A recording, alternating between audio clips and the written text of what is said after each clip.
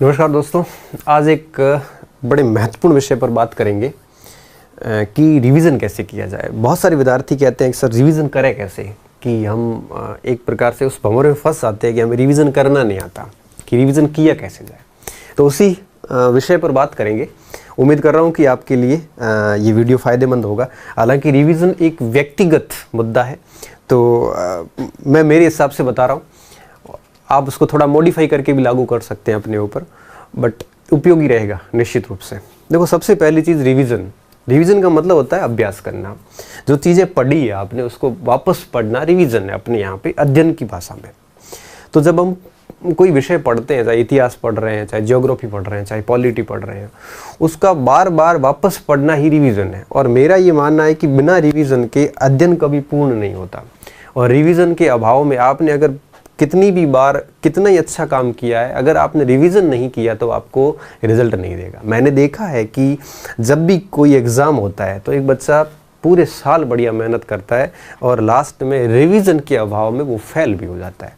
तो रिवीजन किसी भी सफलता में सबसे ज़रूरी कारक होता है।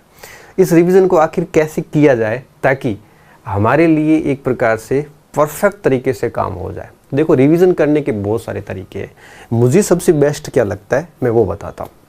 सबसे पहली चीज़, जब आप पहली बार कोर्स पढ़ रहे हो, पहली बार पाठ्यक्रम पढ़ रहे हो, तो जब आपने शुरू किया, जैसे अभी रीट स्टार्ट किया है या फिर फर्स्ट ग्रेड की तैयारी शुरू की है या कॉलेज लेक्चर की तैयारी शुरू की है, तो जब पहली बार आप कोर्स पढ़ते हो तो निश्चित रूप से आप साथ साथ में दो विषय लोगे।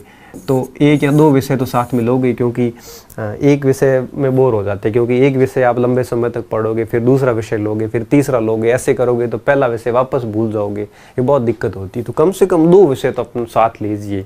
एक मॉर्निंग शिफ्ट में ले लो, एक इवनिंग शिफ्ट में ले लो, कम से कम दो विषय तो आप साथ में रखिए। अब इनको करना क्या है, जैसे मान लो अब यहाँ पे दो टाइप से दो चीज़ें हो सकती हैं। सबसे पहली चीज़ ये कि कम से कम 6 दिन आपने जो पढ़ा, 6 डेज, जैसे मान लो कि आपने इतिहास ली और प्राचीन भारत में आपने 6 दिन में एक सिंधु घाटी और वैदिक काल 2 पाठ पढ़ लिए।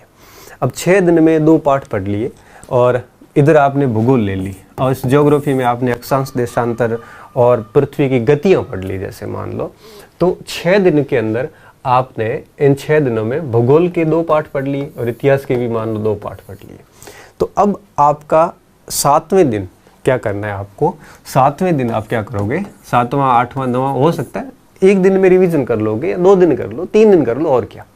तो जब आप 6 दिन में जो पढ़ा वो फिर आप 7वें 8वें 9वें 2 दिन 3 दिन, एक दिन में होता तो एक दिन ही सही, कोई 2 दिन में करेंगे तो 2 दिन ही सही, कोई 3 दिन में करेगा तो 3 दिन। मैं कहूँगा कि आप 6 दिन पढ़ो और 7 दिन रिवीजन करो। तब बच्चे का मैसेज आता है, सर एक दिन में पूरा नहीं होता तो भाई 2 दिन में कर ले, सर 2 दिन में पूरा नहीं होता तो 3 दिन में कर ले। इसमें पूछना क्या है। तो वापस 2-3 दिन रिवीजन कर लो। उसके बाद में रिवीजन कर लिया एक बार, फिर आगे 6 दिन और पढ़ लो। फिर आगे 6 दिन में जैसे 2-4 टॉपिक और पढ़ लिए, फिर उसका वापस 1-2 दिन रिवीजन कर लो। ऐसे कर करके आप एक बार ये दोनों विषय पूरे कर लो। हर 6 दिन पढ़ो, 6 दिन के बाद 2 बार रिवीजन कर लो, एक बार रिवीजन कर लो। ऐसे करते करते जैसे ही 2 विषय पूरे हो जाएंगे तो निश्चित रूप से आपका कोर्स काफ़ी कुछ अच्छा हो जाएगा। फिर क्या करना है, फिर जैसे मान लीजिए कि आपकी पूरी पेपर में, जैसे मान लो आप किसी सेकंड ग्रेड की तैयारी कर रहे हैं, फर्स्ट ग्रेड की कर रहे हैं, मान लो टोटल 8 विषय हैं, तो ऐसे 2 विषय जैसे पढ़े हैं वैसे अगर आप सारे के सारे विषय ऐसे कर लो, 3 4 5 से ज़्यादा विषय मेरे हिसाब से किसी में नहीं है, क्योंकि मैक्सिमम 5-6 विषय से ज़्यादा किसी में होते नहीं है। और 6 विषय होते हैं तो फिर उसमें पार्ट भी बहुत छोटा छोटा हो जाता है। जैसे अब पटवारी की बात करें तो उसमें भी बहुत छोटे छोटे पार्ट है, बहुत बड़े बड़े पार्ट नहीं है। तो ऐसा पहली बार जब ऐसे कोर्स पूरा करोगे तो निश्चित रूप से 3-4 महीने का समय लगेगा। क्यों? क्योंकि ये 2 विषय पूरे होने में 1.5 महीने का समय लग जाता है, फिर 1.5-2 महीने के समय 2 विषय और 3, और फिर 1.5 महीने का समय और, तो करीबन 5-1 महीने लग जाते हैं। जब 5-6 महीने लग जाते हैं जब हम पहली बार कोर्स पढ़ते हैं। तो जो पहली बार कोर्स जब पढ़ते हैं तो हमें रिवीजन सामान्यतः 6-7वें दिन कर लेना चाहिए। सामान्यतः बता रहा हूँ, ऐसा ज़रूरी नहीं है, कोई नियम नहीं है। आपको ठीक ठाक याद रहता है तो आप 10वें दिन 15वें दिन भी कर सकते हो। अब बात आती है जब आप दूसरी बार कोर्स शुरू करो। एक बार तो वैसे पूरा कर लिया, अब आपने दूसरी बार कोर्स स्टार्ट किया। अब दूसरी बार आपको छठे सातों दिन देखने की ज़रूरत नहीं है। दूसरी बार जब आप पढ़ो तो आप 15-20 दिन बाद देखो। जैसे मान लो 15 दिन में जो पढ़ा वो 16, 17 और 98 दिन, या 16, 17, 18 इन दोनों 3 दिनों में वापस उसका रिवीजन कर लो। तो जब दूसरी बार पढ़ोगे तब आप रिवीजन 15 दिन बाद करो। क्यों? क्योंकि थोड़ा सा याद हो जाता है, फिर वापस बार बार देखने की ज़रूरत नहीं है। तो 15 दिन के मतलब ये कि 15 दिन में जैसे मान लो 5 टॉपिक पढ़ लिए, तो इन 5 टॉपिक की रिवीजन में आपको 2 दिन लगे, तो 2 दिन तक रिवीजन कर लो। उसके बाद फिर इस तरह से चलते रहो। तो कहने का मतलब ये हुआ कि जब आप पहली बार कोर्स करते हो तो आपको रिवीजन कितने दिन बाद करना है? 7 दिन, 10 दिन बाद करना है। और जब दूसरी बार कोर्स करते हो तब आपका टाइमिंग बढ़ा देनी है, 15 दिन बाद रिवीजन कर लो। और जब आपका कोर्स तीसरी बार निकलेगा, मैं हमेशा कहता हूँ कि आपके चयन के लिए आपका सिलेबस आप कम से कम 4 बार पूरा करो, तब जाके 100% चयन होता है। आप चाहते हो कि मैं 2-3 महीने में चयन लेना चाहूँ तो भैया ठीक है, हो जाए तो अच्छी बात है, बाकी होता बड़ा मुश्किल काम है। फिर जब आप तीसरी बार रिवीजन करो तब आप 1 महीना ले सकते हो। मतलब क्या हुआ कि आपने जो 27-28 दिन पढ़ा या 1 महीने में जो पढ़ा उसको फिर आप 1-2 दिन में रिवीजन कर लो।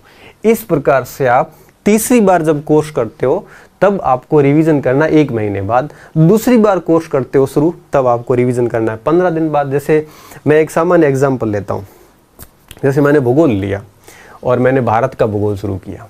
ठीक है, भारत का भूगोल टोटल 10 पार्ट है। ठीक है, मुश्किल से 10-12 पार्ट है जो किताबों में आते हैं। अब पहले 7 दिन में मेरे मान लो 2 पार्ट ही हुए, उन 2 पार्ट का रिवीजन कर लिया। दूसरे 7 दिन में मेरे 2 और हो गए, और तीसरे 7 दिन में मेरे 2 और हो गए, और लास्ट 7 दिन में मेरे 2 और हो गए। मतलब ये हुआ कि 28 दिन मतलब 4 सप्ताह में मेरा कोर्स पूरा हो गया, और 4-5 दिन उसके रिवीजन के लग गए, क्योंकि हर 7 दिन बाद मेरे 1-1, 2-2 दिन लग गए। तो देखिए 1 महीने में भूगोल भी हो गई, और क्योंकि 2 सब्जेक्टों के साथ में लेने तो दूसरा और भी सब्जेक्ट पूरा हो जाएगा। तो पहली बार जब मैंने पढ़ लिया भूगोल, अब भूगोल मैंने छोड़ दी, और भूगोल और इतिहास मान लो मैंने साथ लिए थे, ये दोनों छोड़ दिए। अब दूसरे महीने मैंने पॉलिटी और इकोनॉमिक्स ले लिए, तीसरे महीने मैंने 2 और सब्जेक्ट ले लिए। ऐसे करके पहला पूरा 3 महीने तक ऐसे पूरा कोर्स कर लो एक बार। ठीक है, अब दूसरी बार जब वापस भूगोल और इतिहास शुरू करेंगे तब आपको 15 दिन बाद रिवीजन करना है। फिर भूगोल इतिहास पूरी कर लो, फिर पॉलिटी इकोनॉमिक्स पूरी कर लो, फिर करंट वगैरह जो भी वो पूरा कर लो। ये दूसरी बार पूरा कोर्स हो गया। फिर आप आ जाओ तीसरी बार पे। जब तीसरी बार कोर्स करोगे तब महीने बाद देख लो। तो इस प्रकार से फिर और टाइम मिलता है तो चौथी बार कोर्स करो, और चौथी बार कोर्स करते हो तब आपको 1.5 महीना 2 महीने में वापस थोड़ा रिवीजन कर लोगे। 1.5 महीने में जो पढ़ा, और मुझे पता है कि 1.5 महीने में पूरा विषय हो जाता है, तो पूरा विषय पढ़ने के बाद उसका 2-4 दिन वापस रिवीजन कर लो। अगर ऐसे कोई स्टूडेंट चला है तो फिर ये शिकायत हमेशा के लिए ख़त्म हो जाएगी कि सर मुझे मेरी परीक्षाओं में गलतियाँ होती है। ये शिकायत कभी नहीं रहेगी। यहाँ पे एक और छोटा कन्फ्यूज़न आपको रह सकता है कि जैसे मान लो कि फर्स्ट ग्रेड है या फिर कोई भी परीक्षा है जिसमें 6 विषय हैं टोटल परीक्षा के सिलेबस में, तो 6 विषय है तो सर क्या करें? 6 विषय तो कोई बात नहीं, पहले 2 विषय ले लो, 2 विषय पूरे करो, 7 दिन पढ़ो, 7 दिन पढ़ो, फिर रिवीजन करो, ऐसे करते करते 2 पूरे करो। फिर दूसरे 2 नए विषय लो, उनको फिर पूरा करो, फिर दूसरे 2 विषय लो, फिर पूरा करो। ऐसे करते करते 4-5 महीने में एक बार पूरा कोर्स हो जाएगा।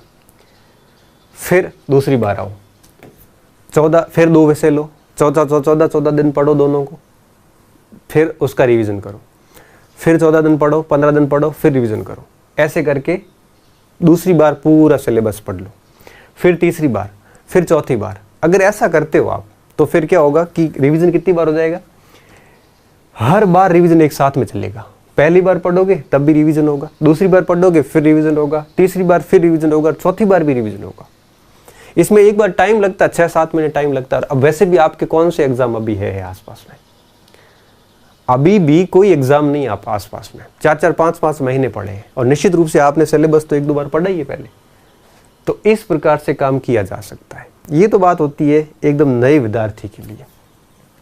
अब जो ऐसे बीच में लटके हुए पड़े हैं जिनके पता ही भी नहीं है कि कितना कोर्स हुआ है, इनको तो कुछ अंदाज़ा ही नहीं है कि कोर्स पढ़ा कितना है और छोड़ा हुआ कितना है, तो ऐसे विद्यार्थियों को तो मैं इतना ही कहूँगा कि आप नई शुरुआत कीजिए 2 विषय लेके। जैसे रीट है तो आप एक लैंग्वेज ले लो, एक साइकोलॉजी ले लो, नई शुरुआत कीजिए, 2-2 विषय पूरे कीजिए। इस तरह से पहली बार कोर्स कर, आप ऐसे ही मान के चलिए कि मैं पहली बार ही पढ़ रहा हूँ, आप 7 दिन में ज़्यादा पढ़ोगे तो 2 दिन रिवीजन कर लोगे, तो आपका प्रथम बार में कोर्स है वो 1-2 महीने में फटाफट हो जाएगा। फिर दूसरी बार फिर कर लोगे, 4-5 बार पहले भी किया हुआ होगा।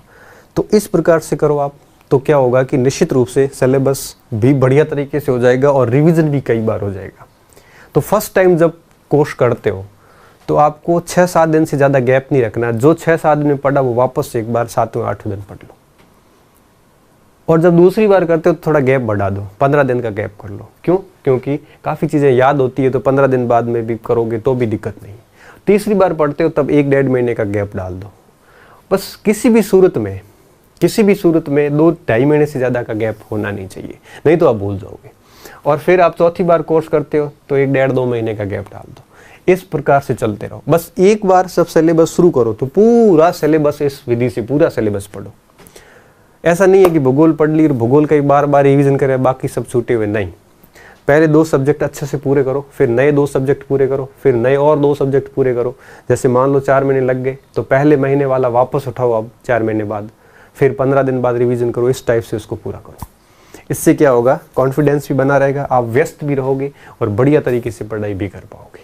उम्मीद कर रहा हूँ ये वीडियो आपके लिए काफ़ी फ़ायदेमंद सिद्ध होगा और आप मेरी बात को, मेरे भाव को समझ गए होंगे।